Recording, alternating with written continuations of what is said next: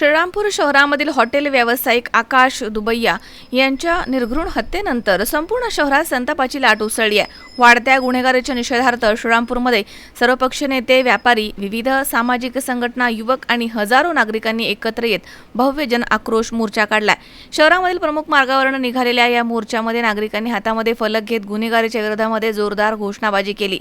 श्रीरामपूर गुन्हेगारी मुक्त करा, आरोपींना कठोर शिक्षा झालीच पाहिजे अशा घोषणांनी संपूर्ण शहर दणाणून गेलं.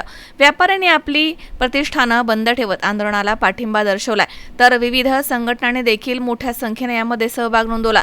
मोर्चा दरम्यान आंदोलकांनी आरोपींवरती मकोका अंतर्गत कारवाई करावी, हत्येमधील सर्व संबंधित आरोपींना तातडीनं अटक करावी, शहरामधील संघटित गुन्हेगारीचा कायमस्वरूपी बंदोबस्त करावा आणि नागरिकांच्या सुरक्षेसाठी पोलीस प्रशासनानं अधिक प्रभावी उपाययोजना राबवाव्यात अशा मागण्या केल्या. मोर्चा शांततेमध्ये पार पडला असला तरी देखील नागरिकांच्या मनामधील संताप स्पष्टपणे दिसतो.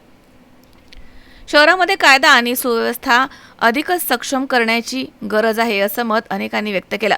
वाढत्या गुन्हेगारीमुळे व्यापारी, उद्योजक आणि सर्वसामान्य नागरिकांमध्ये असुरक्षिततेची भावना आता निर्माण झाली असं देखील सांगण्यात आलंय. तर मोर्चाची सांगता प्रशासनाला निवेदन देऊन करण्यात आली. मान्यवरांनी यावेळी तातडीनं सकारात्मक निर्णय घ्यावा, अन्यथा पुढील काळामध्ये आंदोलन अधिक तीव्र करण्यात येईल असा इशारा आंदोलकांनी दिलाय.